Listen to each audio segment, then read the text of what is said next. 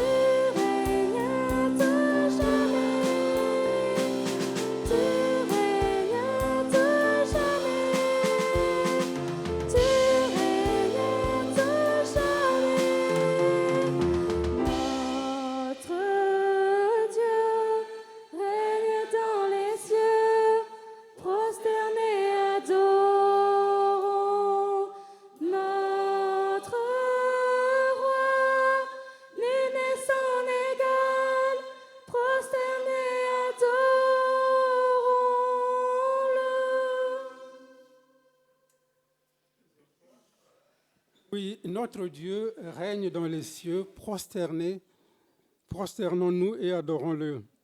C'est vrai qu'aujourd'hui, c'est un jour particulier où nous commémorons la venue du Saint-Esprit sur la terre pour former son Église, pour former l'Église de Jésus-Christ. Mais comme toujours, lorsque Dieu agit, il y a quelqu'un d'autre qui lui est contraire et qui veut aussi agir. Et maintenant, plus que jamais, le royaume des cieux est contesté par le prince des ténèbres qui s'oppose farouchement par tous les moyens au royaume de Dieu et de son Christ. Et ceci est très bien dit dans le psaume 2. Si on va au psaume 2, alors je vais diviser en 4 parties, donc on va lire d'abord les versets 1 à 6.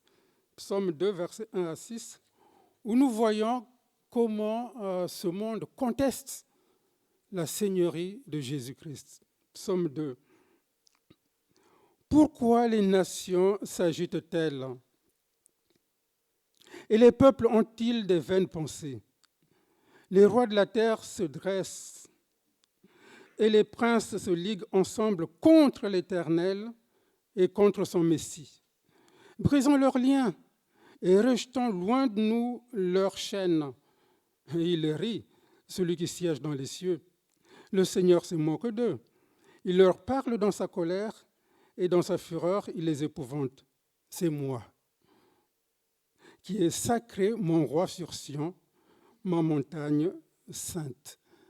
Dieu se moque parce qu'il a un plan et ce plan s'accomplira certainement. Dieu a fait Seigneur et Christ ce Jésus que vous avez crucifié. C'est ce que dira l'apôtre Pierre le jour de la Pentecôte. Et c'est pour ça que nous aussi, ce matin, nous pouvons affirmer, oui, notre roi règne. Notre roi est même couronné. Et nous allons donc nous lever pour chanter ce cantique. Notre roi est couronné.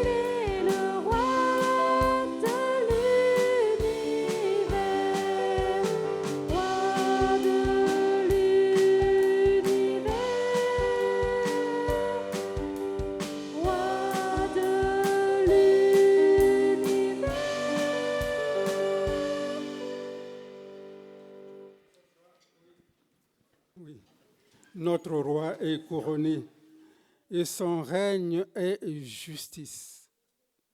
Est-ce que le roi, dans votre cœur, vous lui avez cédé la couronne? Ou c'est vous, c'est moi qui porte la couronne? Notre roi est couronné.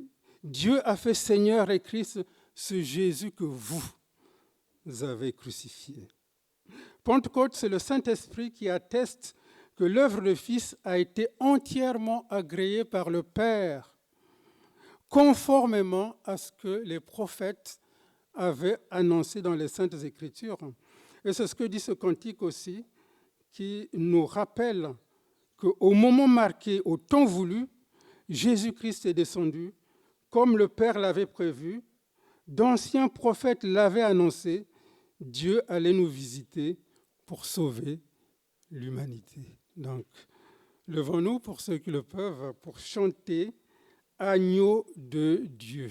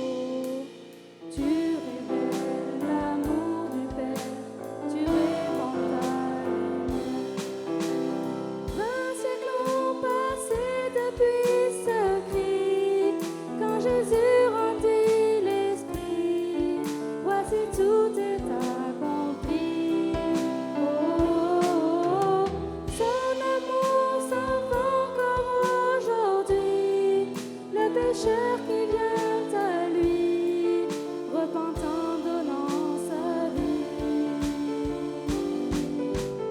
Agneau de Dieu, qui ôte le péché du monde. Agneau de Dieu, ton pardon, ta grâce abonde. Tu nous donnes un cœur mourant, nous entrons dans ton repos. Tu révèles l'amour du Père, tu répands ta lumière.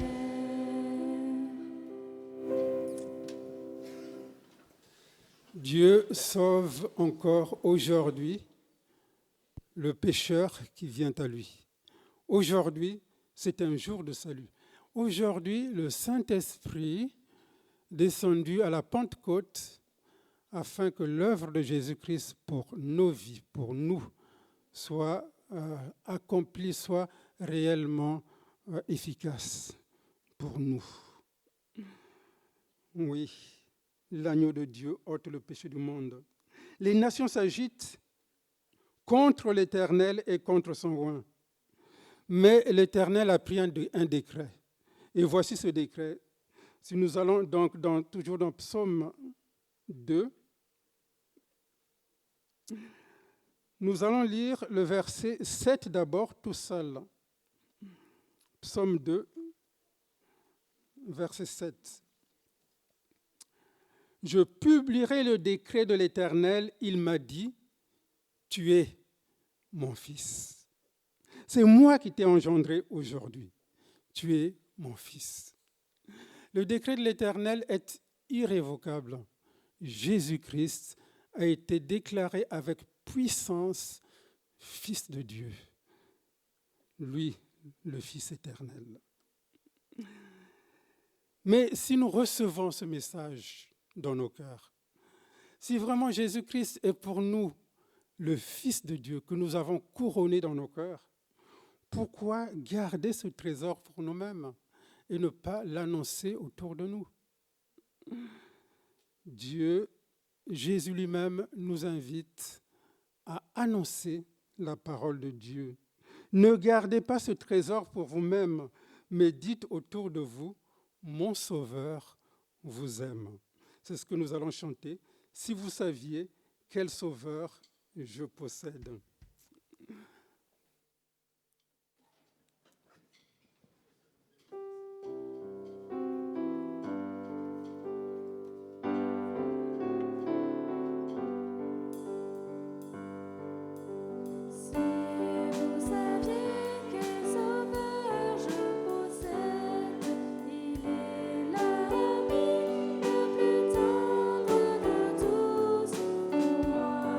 devant vous.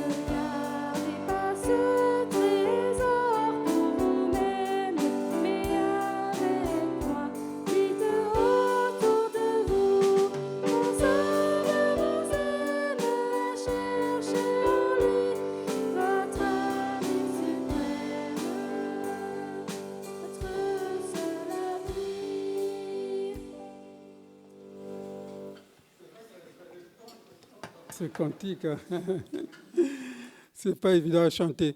Mais l'essentiel, c'est que dans nos cœurs, Jésus règne et Jésus est couronné. Nous lui avons donné notre couronne. Nous allons maintenant passer un moment dans la prière pour aussi remercier le Seigneur d'avoir envoyé son esprit qui, ce matin, nous permet d'affirmer que Jésus est couronné dans nos cœurs. Inclinons-nous donc dans la prière et je terminerai. Et Seigneur, notre Dieu et Père, nous te bénissons parce que tu es Dieu, parce que tu es notre Dieu, parce que tu es venu un jour visiter notre misère, Seigneur, nous retirer de la boue, de la force de destruction. Seigneur, tu as fait de nous des fils, des filles du royaume, Seigneur. Oh, merci, nous voulons t'en bénir ce matin, Seigneur. Dans ta grande compassion, Seigneur, tu as envoyé ton esprit, Seigneur, afin qu'il nous console, afin qu'il nous guide, afin qu'il nous sauve, qu'il nous relève, Seigneur. Nous voulons nous prosterner devant toi et dire merci, Seigneur. Nous te bénissons au nom de Jésus-Christ, notre Seigneur. Amen. Oui, les nations s'agitent contre l'Éternel et contre son roi. Et l'Éternel a pris un décret. C'est moi qui ai oint Jésus-Christ. Jésus-Christ comme roi des rois et comme Seigneur des seigneurs. Et depuis la Pentecôte, nous chrétiens, nous qui lui appartenons, nous sommes appelés à faire de toutes les nations des disciples. Lisons toujours dans le psaume 2, les versets 7 à 8.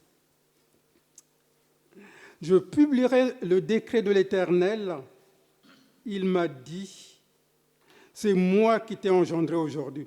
Demande-moi et je te donnerai les nations pour héritage et pour possession les extrémités de la terre. Jésus-Christ possède les nations comme héritage jusqu'aux extrémités de la terre. Il n'y a aucune parcelle, aucun millimètre carré sur cette planète qui n'appartienne à Jésus-Christ, qui ne soit sous l'autorité du roi des rois et du Seigneur des seigneurs. Et donc, les nations s'agitent en vain. Et pour nous préparer à la table du Seigneur, nous voulons nous rappeler que la croix du Calvaire représente le trône de la grâce. Le trône de la grâce, le lieu où la colère de Dieu, la colère de l'agneau est tombée sur le roi des rois, le Seigneur des seigneurs. Et c'est par ces meurtrissures que nous sommes guéris. Et la Bible dit, tu n'as donc plus rien à craindre. La colère est déjà passée. Et là où la colère, là où le feu est passé, il ne peut plus brûler puisque tout a été brûlé, tout a été consumé. Quelle liberté! Quelle liberté! Et avant donc de prendre cette scène qui symbolise cette colère de Dieu qui est tombée sur le roi des rois, nous allons chanter ce cantique qui nous donne cette certitude, cette liberté de dire « Mais où sont donc enfouies mes fautes ? Cherchez-les, vous ne les trouverez nulle part. Où a fui mon péché ? Quel est le poids qui les couvre ? C'est le sang de Jésus-Christ qui a tout effacé. Levons-nous pour affirmer que le sang de Jésus-Christ nous a libérés de tout péché. Donc chantons « Je vis de ta liberté ».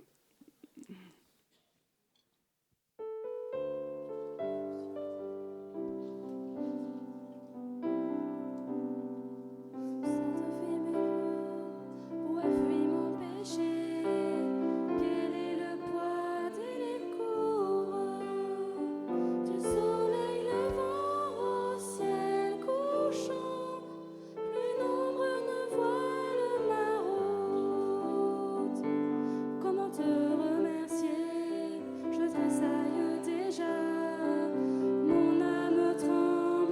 de joie. Car je pleure et je ris, je suis ivre de toi. Car je vis ta liberté. Car je vis ta liberté. Où accentuent mes fautes, où a fui mon péché? Quel est le poids qui le couvre? Du soleil levant au ciel couchant, tu ne l'ombre ne voile ma route. Comment te remercier? Je tressaille déjà, mon âme tremble de joie. Car je pleure et je ris, je suis ivre de toi. Car je vis ta liberté. Car je vis ta liberté. Car je vis ta liberté. Merveilleux quand on vit de la liberté de Dieu. Et la fin du psaume 2 nous dit que Jésus, justement, a été brisé. Il a été brisé pour nos péchés, pour nos iniquités. Mais lui, quand il reviendra, il brisera. Lui qui a été brisé, il brisera les nations. Il les pètera avec quelque chose, un sceptre, hein, mais un sceptre de fer. Et c'est ce que dit les versets 9 à 12. Tu les briseras avec un sceptre de fer. Comme le vase du potier, tu les mettras en pièces. Et maintenant, écoutez bien, roi. Il y a beaucoup de rois en ce moment. Ayez du discernement. Recevez instruction, juge de la terre. Servez l'Éternel avec crainte. Soyez dans l'allégresse, oui, mais en tremblant.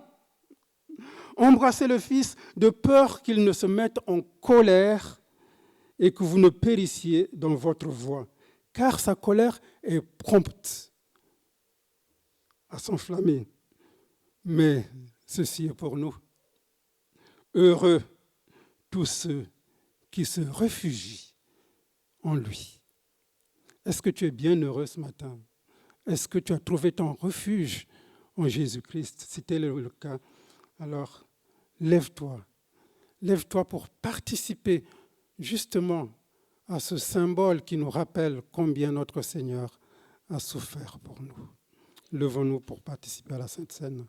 Et donc j'appellerai les frères que j'ai sollicités à venir pour faire la distribution.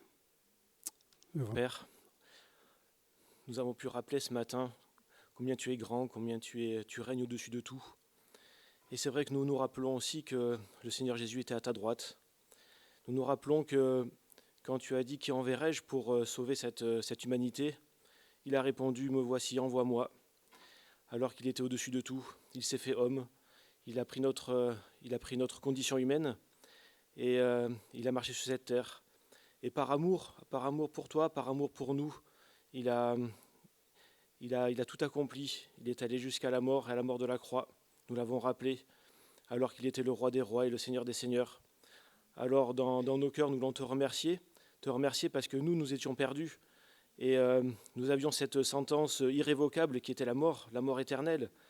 Et par sa mort à lui, il nous a rendu la vie éternelle. Alors merci de tout notre cœur. Et en prenant le pain, nous voulons nous souvenir que c'est ton corps que tu as mis à la croix et que tu as donné pour nous en sacrifice. Merci de tout notre cœur. Amen. Prenons le pain.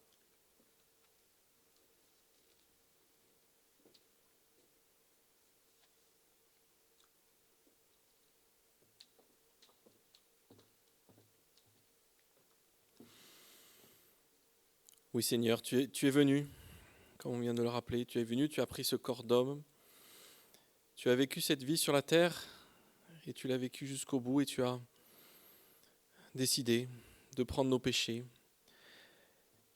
et tu as décidé d'accepter ce sacrifice. Et Seigneur, ton sang qui a coulé sur la croix ce jour-là, le sang du Créateur, Ce sang nous purifie de tous nos péchés, Seigneur.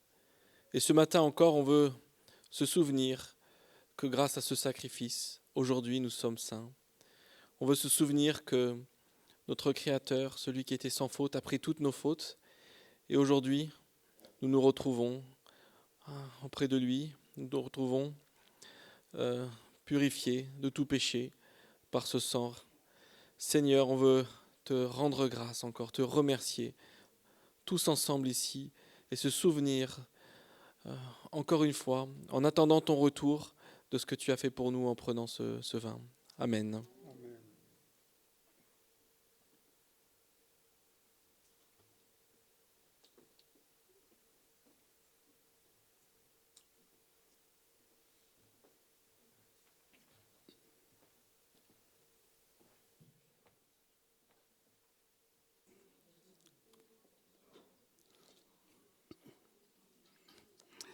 Et nous pouvons aussi nous lever pour chanter ce cantique avant que notre frère Georges nous apporte la parole de la part de Dieu.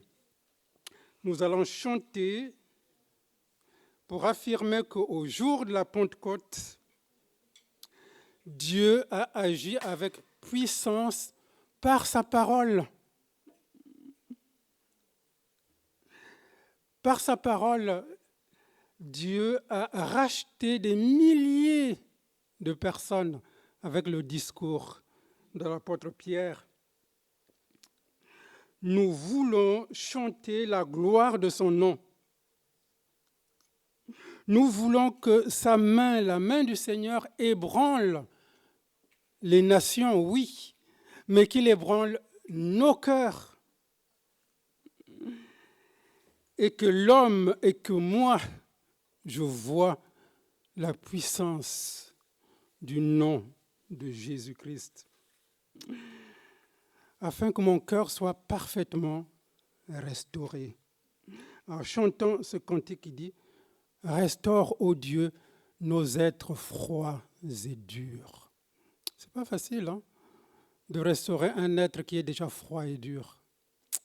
Mais pourtant, c'est ce que le Saint-Esprit veut faire dans nos cœurs, allumer le feu, afin que nos êtres froids et durs retrouvent cette vigueur. Alors, chantons, restaure, ô Dieu.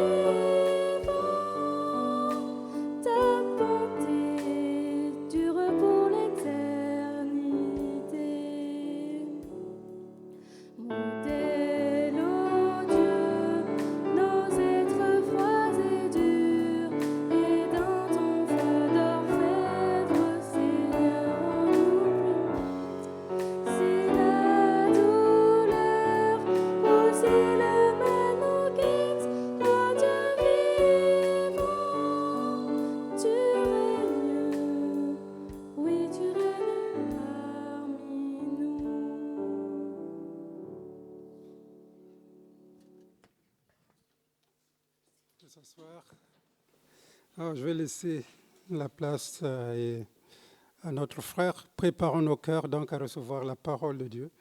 Et on va juste prier pour que nos cœurs justement soient prêts à recevoir la parole. Prions.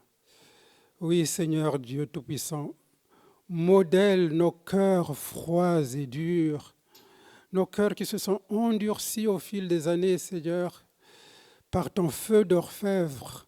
Seigneur, réveille ton esprit qui dort au fond de nous. Oui, Seigneur, par ta parole, que ton serviteur va apporter, Seigneur, nous te demandons une double onction de ton esprit, Seigneur, sur lui, afin que par lui, Seigneur, tu puisses réveiller nos êtres froids et durs, nos cœurs endormis.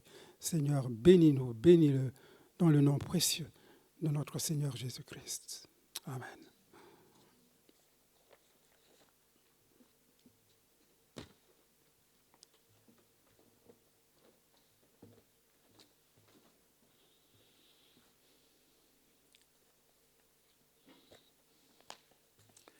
Merci Jean, et merci au Seigneur aussi qu'il permette que nous puissions être ce matin réunis pour pouvoir parler de tout ce qu'il a fait, de tout ce qu'il a accompli, de tout ce qu'il veut encore accomplir dans nos vies et qu'il puisse, comme nous l'avons chanté, vraiment restaurer nos cœurs, restaurer nos vies. Alors c'est vrai que ce matin, nous avons parlé de la Pentecôte et nous sommes le week-end de Pentecôte. Alors bien sûr, nous allons continuer sur le même cheminement, sur la Pentecôte. Alors, j'ai regardé dans le calendrier, il y a exactement 50 jours entre Pâques et Pentecôte.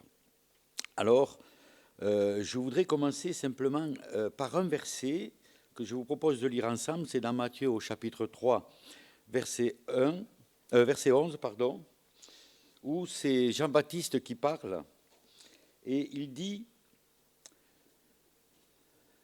moi, je vous baptise d'eau pour vous amener à la repentance.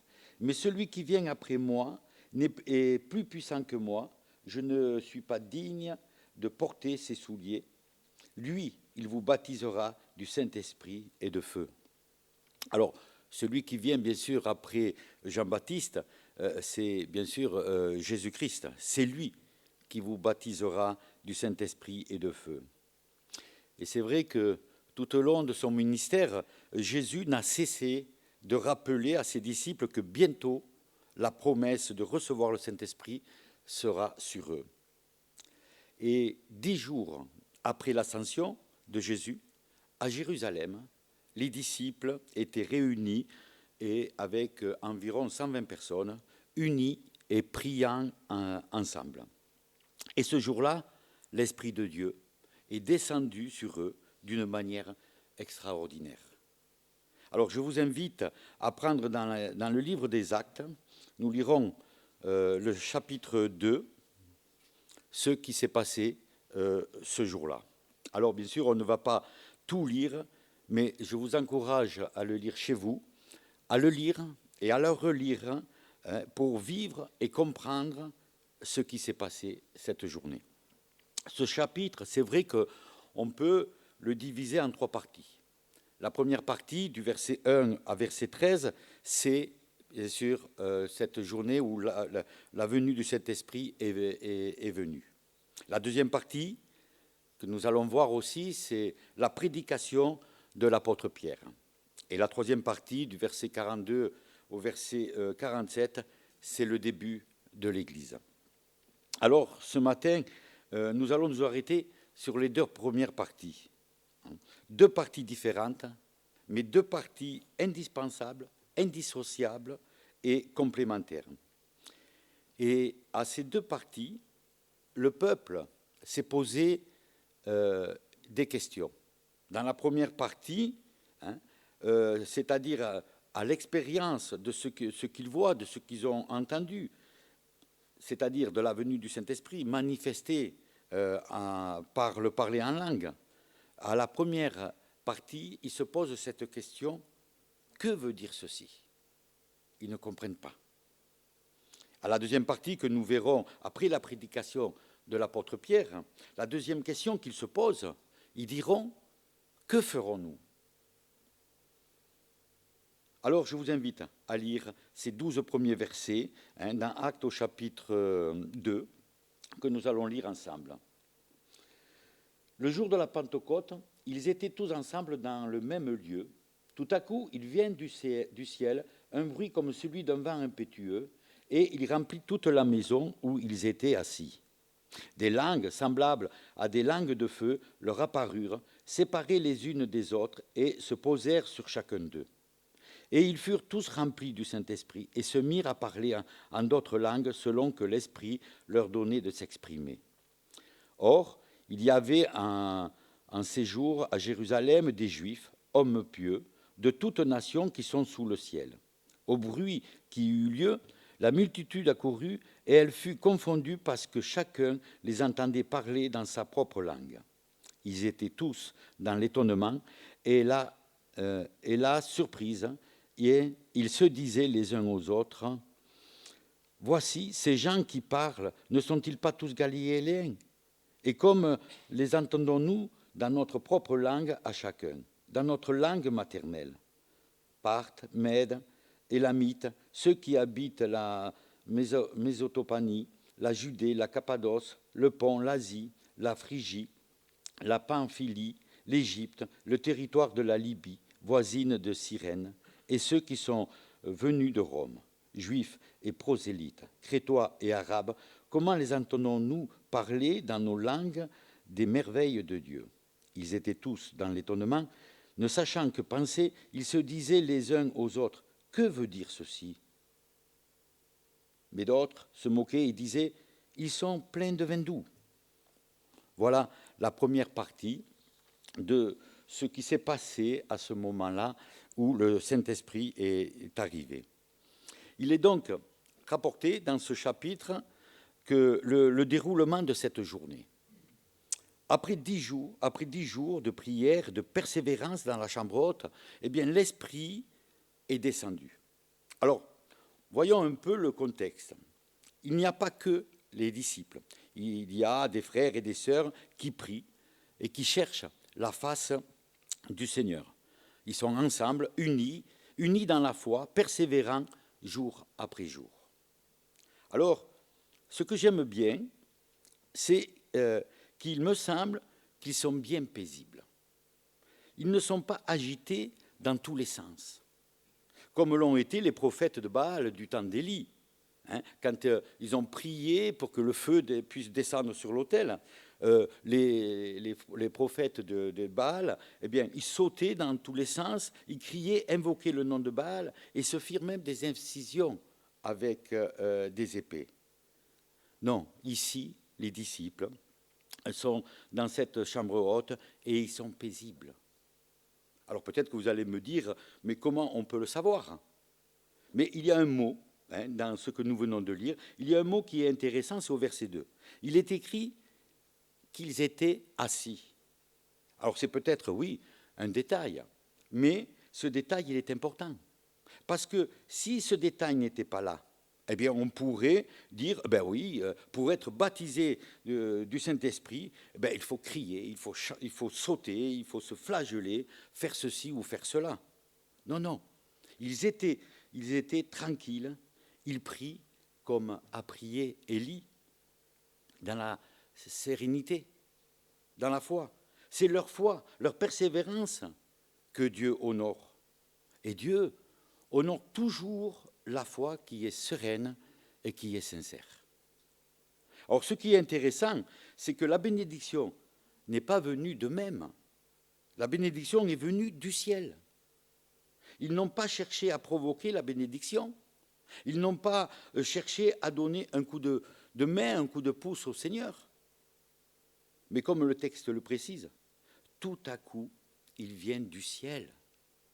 L'origine de la Pentecôte, ce n'est pas l'homme, c'est Dieu.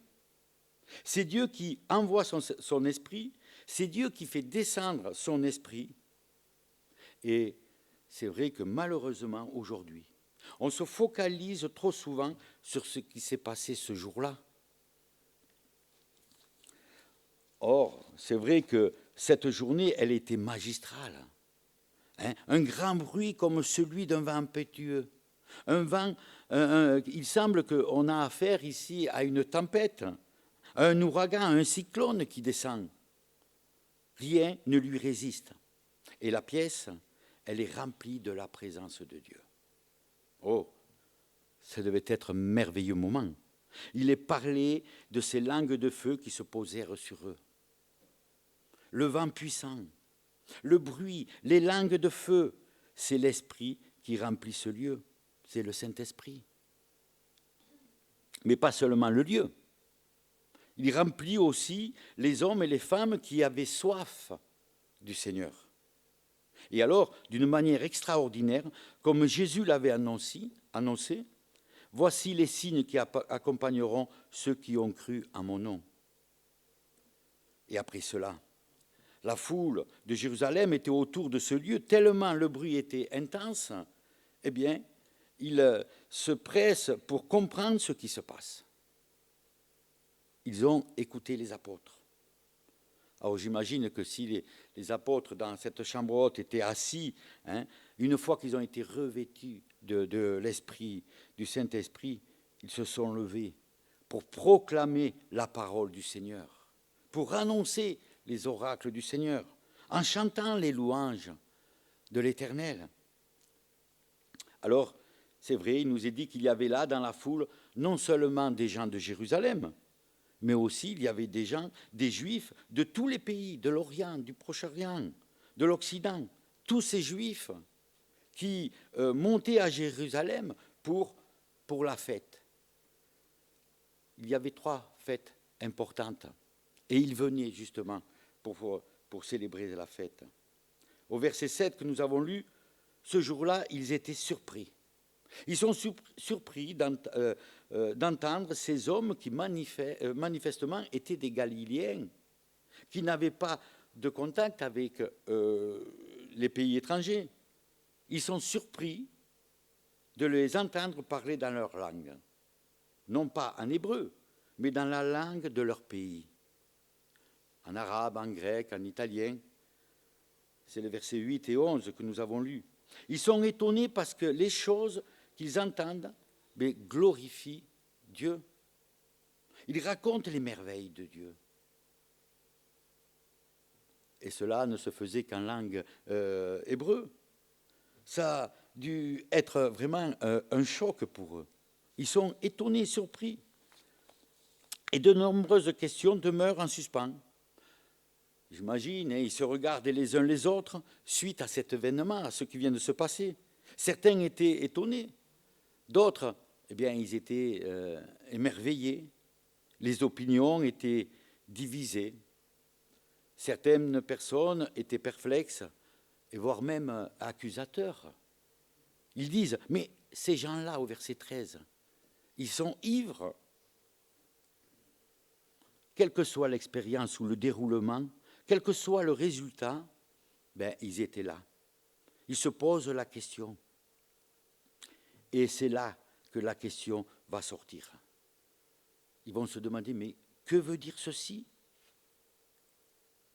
Cette première partie nous montre que l'expérience, ça crée une abstraction, une curiosité ou de l'intérêt, ou même de l'incompréhension. L'expérience nous montre qu'il n'y a pas une conviction de foi dans le cœur.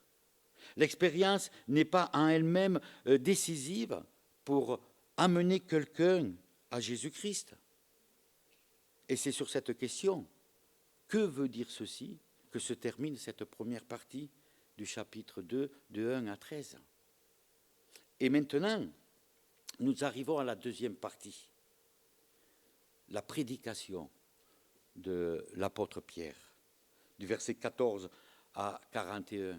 Alors nous n'allons pas le lire, mais comme je vous ai dit tout à l'heure, lisez-le chez vous. Pierre est conscient. Il est conscient du trouble qu'il y a dans la foule. Alors aussitôt, il va prendre la parole et va refuter ceux qui sont critiques. Au verset 15, non, ces hommes ne sont pas ivres.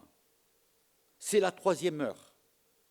Alors j'ai regardé, la 3e heure représentait 9 heures du matin. Donc, ils n'étaient pas ivres. Ça n'a rien à voir avec ce qu'ils pensaient. Ils ne sont pas ivres. Et Pierre ne va pas se contenter de le réfuter. Il va couvrir cette expérience par la parole de Dieu. Il va montrer que ce qu'il se passe en ce moment, eh bien, cela avait été annoncé dans les Écritures. Il va reprendre le passage du prophète Joël, que Joël, on pourrait le lire chez vous aussi, au chapitre 2, verset 38. Il reprend ce passage qui dit « Dans les derniers jours, dit le Seigneur, je répandrai mon esprit sur toute chair. Vos fils et vos filles prophétiseront, etc. » Joël, chapitre 2, verset 38 à 32. Ce qui se passe là est donc conforme aux Écritures et en accord avec la parole. Et ce n'est pas étranger aux promesses du Seigneur. Les paroles de Pierre étaient là pour rassurer. Toute expérience doit être portée par sa parole, s'appuyer sur sa parole et être couvert par la parole de Dieu, par l'Esprit de Dieu. Il y a malheureusement, et je crois qu'on peut le dire, il y a malheureusement trop de situations où des chrétiens ont livré un spectacle, quelques manifestations, et ils sont allés à des débordements sous prétexte d'être visités par le Saint-Esprit. On trouve ce genre de réaction et de comportement dans les Écritures. Par exemple, si on prend dans 1 Samuel au chapitre 19, verset 24, il s'agit du roi Saül. Le roi Saül, un jour, eh bien, il s'est mis à prophétiser. C'est bien. Mais en même temps, il se dévêtit de tous ses vêtements pour se mettre nu et se rouler par terre. Oh, quel spectacle! Quel spectacle donnait le roi Saül à ce moment-là? Nous ne sommes pas là pour nous donner un spectacle. L'Église n'est pas un lieu de divertissement, mais c'est un lieu où on glorifie le Seigneur, où on vient l'adorer. Nous l'avons chanté le premier cantique. Hein? Nous sommes là pour louer, adorer notre Seigneur. Nos expériences doivent être couvertes par la parole, afin que Dieu, eh bien, il soit glorifié. Pierre, l'apôtre, continue dans sa prédication. Il ne s'arrête pas là. Oui, il a cherché à refuter les contradicteurs, mais il a parlé au cœur de cette foule. Aussitôt, il enchaîne par la prédication sur Jésus. Il n'a qu'un but, il n'a qu'un seul thème. Et ce thème et son but, c'est Jésus-Christ. Jésus-Christ, le Fils de Dieu. Pierre ne cherche pas une bénédiction. Il ne cherche pas à être un beau parleur. La prédication de Pierre, elle est la source de toutes les prédications. Son message, eh bien, il est très clair et il est simple. C'est Jésus-Christ, Jésus-Christ crucifié, Jésus-Christ ressuscité et Jésus-Christ glorifié. Quand vous lirez chez vous ce chapitre de Actes, du verset 14 à 41, eh bien, vous verrez comment Pierre parle de Jésus, de son ministère sur la terre jusqu'à son ascension. Il rappelle à ces Juifs qui était Jésus et combien nous avons besoin de nous rappeler qui est Jésus, qu'est-ce qu'il a fait. Et nous avons participé, c'est vrai, à la Sainte Seine qui nous a rappelé que tout a été accompli et que c'est par la grâce que nous sommes sauvés, par le moyen de la foi. Alors, il continue, il rappelle à ces Juifs qui était Jésus, cet homme qui a vécu parmi nous, dont ils ont entendu ses paroles, dont ils ont vu les miracles qu'il a accomplis. Et Pierre continue son message.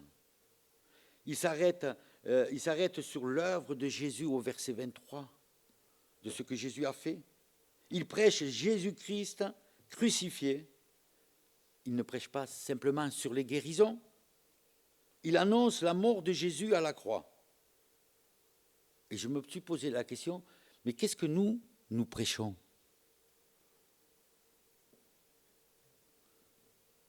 la guérison? Nous prêchons le parler en langue? Qu'est-ce que nous prêchons? Ce que Pierre annonce, c'est saisissant. Vous l'avez crucifié, vous l'avez fait mourir. Oh, ce vous, ça fait un peu comme accusateur, hein? Mais quand il dit ça, ce n'est pas pour les accuser, mais c'est pour les amener à une conviction de péché. Parce que ce sont nos péchés qui ont crucifié Jésus-Christ. Parce que dans tous les cas, Jésus-Christ n'a pas été crucifié par les hommes, mais c'est Jésus qui a donné sa vie. Sa vie pour vous et sa vie pour moi. Les hommes ont été que l'exécutant de la volonté de Dieu. Au verset 22, Pierre présente le ministère de Jésus. Verset 23, il présente la croix. Et ensuite, à partir du verset 24 jusqu'au verset 32, il y a un long passage sur la résurrection. Waouh! Là aussi, c'est étonnant. Un verset pour nous parler des miracles, un verset pour nous parler de la mort de Jésus, et puis 10 versets pour parler et témoigner de la résurrection du Seigneur. Jésus-Christ est vivant. Et c'est à cela que Jésus les avait appelés. C'est à cela que Jésus nous appelle, à être des témoins de sa résurrection. Vous serez mes témoins, il a dit. Il a triomphé de la mort. Il a triomphé du péché.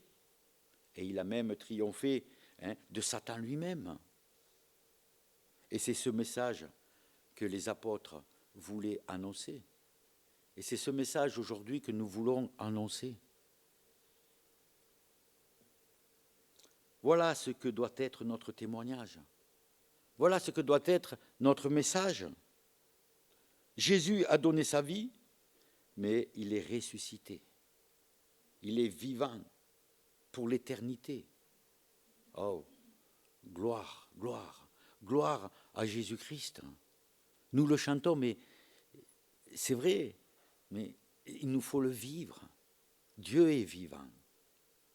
Dieu me voit, Dieu m'entend et Dieu m'aime. Versets 33 à 36, c'est ce qu'on appelle la glorification. Jésus remonte auprès du Père. Son œuvre, elle est terminée ici-bas. Mais il nous a dit qu'il ne nous laisserait pas orphelins. Il est mort, ressuscité pour les pécheurs. Alors, ça devait être aussi un grand jour. Je ne sais pas si les anges ont sonné de la trompette, il y avait une grande joie. Jésus s'assoit à la droite du Père, sur ce trône de majesté, d'autorité et de puissance. Et comme l'apôtre Pierre le dit, il dit, regardez ce Jésus. À qui nous regardons, nous? Regardez ce Jésus. Dieu a fait de lui le Seigneur. Pas seulement d'Israël, mais de toutes les nations. C'est extraordinaire. Oh, quelle belle prédication. Ce qui est intéressant dans le message de Pierre, c'est de comprendre l'aboutissement du ministère de Jésus. Il y a eu la croix, il y a eu la résurrection, mais il y a aussi Pentecôte. Jean-Baptiste l'avait dit, lui, il vous baptisera du Saint-Esprit. Et Jésus n'a cessé de dire, dans peu de jours, vous serez baptisés d'Esprit Saint.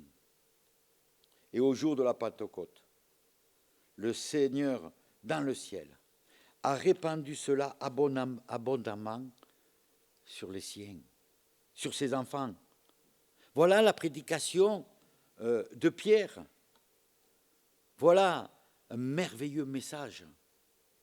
Pierre ne s'est pas prêché lui-même, il n'a pas cherché de se mettre en avant. Son désir était Jésus, sa personne et son œuvre. Est-ce que nous avons les mêmes sentiments? Nous aussi. Ce n'était pas sa propre pensée. Ce n'étaient pas ses propres paroles qu'il prêchait. Il était rempli du Saint-Esprit et cela lui donnait force à ses mots et un impact sur les autres. C'est le Saint-Esprit qui agissait en lui, à travers lui, et qui agissait dans le cœur de ceux qui écoutaient afin de les amener à la foi. Je ne sais pas si vous vous rappelez dimanche dernier le témoignage de Bruno. Qu'est-ce qu'il nous a raconté? Il était ennemi de l'Église. Il est venu à l'Église. Il a été touché. Quand il a entendu, à l'occurrence c'était M. Brunet, quand il a entendu le message que M. Brunet a apporté sur Jésus-Christ. Et là, il a été touché. L'Esprit de Dieu a agi. Notre message doit amener ceux qui nous écoutent à la foi, doit les amener à la repentance. Cela ne se fait pas par du spectacle. Certes, l'Esprit de Dieu peut agir comme il veut, et comme bon lui semble, et où il veut et quand il veut. Cela se fait par la prédication de la parole. C'est par ta parole que nous sommes sauvés. Ce qui est arrivé ce jour-là, c'est unique, et extraordinaire, majestueux, mais c'est unique. Au verset 37, il est dit, après la prédication, il est dit, ils eurent le cœur, après la prédication, ils eurent le cœur touché, vivement touché. Et à la question, elle n'est plus la même que la première fois. Quand ils ont dit comme ça, mais que veut dire ceci? Non. La question est maintenant, mais une fois que la prédication, une fois qu'ils ont été touchés, que ferons-nous? Que ferons-nous? Oui, le message de l'Évangile a pénétré dans le cœur comme une épée pénétrante à double tranchant. Il est dit même dans la Bible que ta parole est comme un marteau qui brise le roc. Ta parole. Et là, ils entendent le message. Ils sont touchés. Que ferons-nous? Oui, la parole de Dieu a pénétré dans leur cœur. Oui, oh mes frères, nous qui écoutons aujourd'hui cette prédication, peut-être que nous pouvons nous poser cette question aussi. Que ferons-nous? Eh bien, nous avons la réponse. Qu'est-ce qu'il dit Pierre? Repentez-vous et que chacun de vous soit baptisé au nom de Jésus à cause du pardon de vos péchés et vous recevrez le don du Saint-Esprit. Verset 38. Ce jour-là, il y eut un temps pour l'expérience, ce qu'ils ont vu, ce qu'ils ont entendu, et un temps pour la prédication de la parole. C'est vrai que l'expérience, elle est glorieuse pour ceux qui la vivent. Et elle peut être étrange pour ceux qui assistent. Elle provoque des réactions mitigées, nous l'avons vu tout à l'heure. Nous ne pouvons pas se contenter de l'expérience. Il faut surtout prêcher la parole, l'épée de l'esprit, la parole qui pénètre les cœurs. Mais c'est vrai qu'il ne suffit pas non plus de dire prêchons. Ben, il faut prêcher. Faisons de beaux discours sages. Parler pour parler. Bien, ça ne sert à rien. Il faut la puissance du Saint-Esprit. Et c'est là qu'il y a un impact. C'est là que ça peut toucher les cœurs. Nous avons besoin de ce revêtement de l'Esprit. Et c'est ce que Jésus a promis. Je vous enverrai le Consolateur. Oh, quand on réalise cela, c'est merveilleux. C'est cela la Pentecôte. La Pentecôte n'est pas seulement des hommes et des femmes qui vont parler en langue. La Pentecôte n'est pas simplement des langues de feu qui se posent sur les disciples. La Pentecôte n'est pas le don de guérison. La Pentecôte est une puissance et une prédication. Jésus-Christ. Les Juifs disent que à la Pentecôte, c'était le jour où Dieu a donné la Torah. C'est-à-dire quand Moïse avait reçu les tablettes. Et vous savez comment Moïse il a brisé les tablettes. C'est quand il est redescendu de la montagne et ils étaient en train d'adorer le veau d'or. Il a jeté les tablettes. Et il nous est dit que ce jour-là, 3000 personnes périrent. 3000 personnes périrent. Et dans la nouvelle alliance en Christ, au jour de la Pentecôte, ce n'est pas une loi gravée sur des pierres que Dieu donne, mais c'est son esprit. Et quand l'esprit du Seigneur descend parmi les hommes, ce n'est pas pour les condamner, c'est pour les sauver. Ce n'est pas pour les juger, non, c'est pour les sauver. Et le texte dit, en ce jour-là, 3000 hommes furent sauvés, verset 41. Au Sinaï, 3000 morts. À Jérusalem, le jour de la Pentecôte, 3000 furent sauvés. Trop d'églises, malheureusement, se sont arrêtées à l'expérience, se sont focalisées sur le parler en langue. D'autres se focalisent sur les guérisons. Alors, je ne nie pas tout ça. Aujourd'hui, prêchons Jésus-Christ. Après avoir entendu la prédication, les gens ont dit, que ferons-nous? Et à cette question, Pierre dit, repentez-vous. Je crois que c'est ce que nous devons faire. Et au verset 42, où on voit l'Église, le départ de l'Église, qu'est-ce qu'ils font? Ils persévèrent dans l'enseignement, dans la communion, dans la fraction du pain et dans la prière. Que ferons-nous? Qu'est-ce que nous allons faire maintenant? Persévérons. Persévérons dans l'enseignement de la parole de Dieu. Toute parole est inspirée de Dieu. Elle est utile pour nous diriger, parce que des fois on ne sait pas où on va. Pour nous corriger, parce qu'on a besoin d'être corrigé. Pour nous instruire, parce que nous avons besoin d'être instruits. Oui, que ferons-nous? La promesse, la prédication de Pierre, elle est pour nous ce matin. Elle est peut-être pour vous aussi, ceux qui écoutez par Internet. Que ferons-nous? Que ferez-vous? À tes pieds, je veux me tenir. Qu'est-ce que faisait Marie? C'est un autre sujet. Qu'est-ce que faisait Marie? Elle était au pied de Jésus en train de l'écouter. Eh bien, chers frères et sœurs, soyons au pied de Jésus-Christ. C'est lui qui va nous diriger. Et si nous cherchons sa face, si nous nous appuyons sur lui, sur ce qu'il a fait, il a tout accompli, nous sommes ses enfants, il nous a sauvés, et nous sommes sauvés par la grâce et par le moyen de la foi. Mais il y a une différence entre la foi et une croyance. Il y a une différence entre la foi et une expérience. Oui. Mettons-nous au pied du Seigneur. Alors, ce matin, que Dieu vraiment nous conduise et que nous puissions vraiment nous appuyer sur la parole de vérité. Ta parole est la vérité. Voilà. Que le Seigneur vous bénisse. Si vous permettez, je finirai par la prière. Seigneur notre Dieu, ce matin, encore, nous avons pu entendre ce que tu nous dis à travers ta parole, que ta parole est la vérité.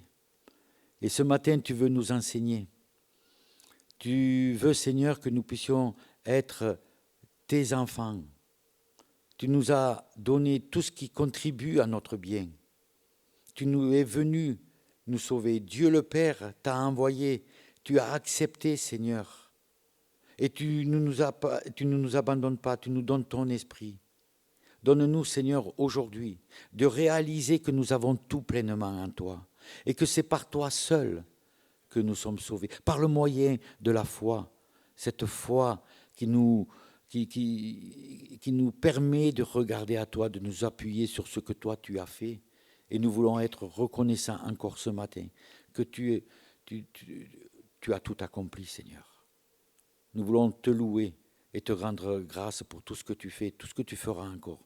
Mais donne-nous, Seigneur, de garder nos yeux fixés sur toi. Toi, le consolateur. Toi, Seigneur, le Dieu éternel, le Dieu tout-puissant. Tu es l'alpha et l'oméga. Et par toi seul, nous sommes sauvés. À toi soit la louange, la gloire. Et merci encore, Seigneur, de pouvoir, de t'appartenir parce que maintenant nous sommes tes enfants.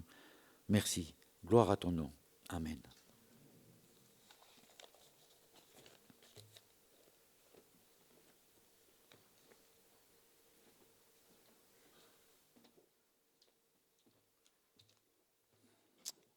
Merci au Seigneur, merci à notre frère pour cette prédication.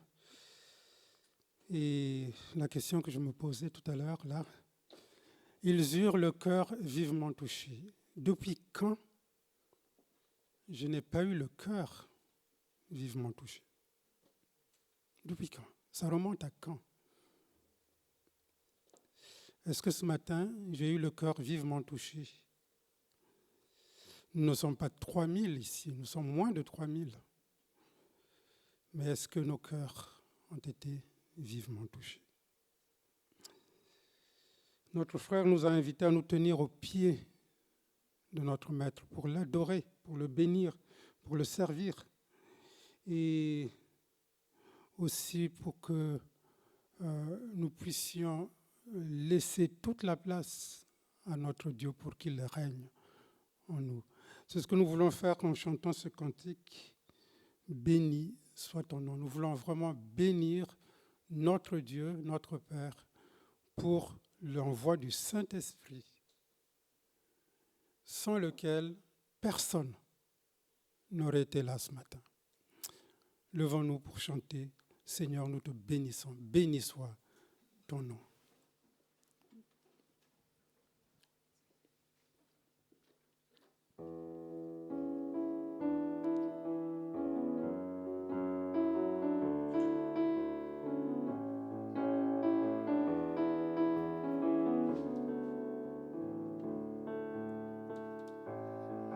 Béni soit ton nom, là où tu donnes l'abondance et déverses ta bienveillance.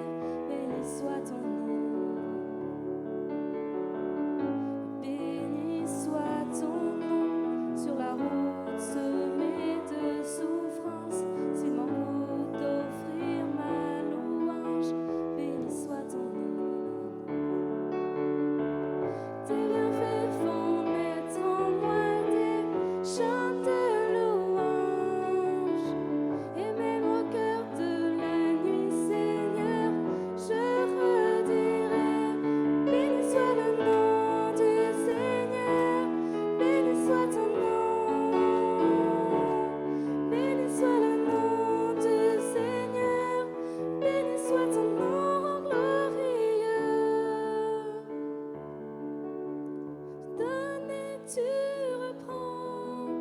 Tu donnes et tu reprends. Mon cœur choisit de dire, oh béni soit ton nom. Mon cœur choisit de dire, oh béni soit ton nom du Seigneur. Béni soit ton nom, béni soit le nom du Seigneur, béni soit ton nom glorieux.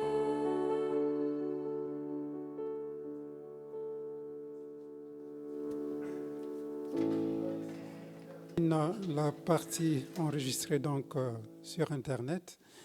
Et nous allons donc passer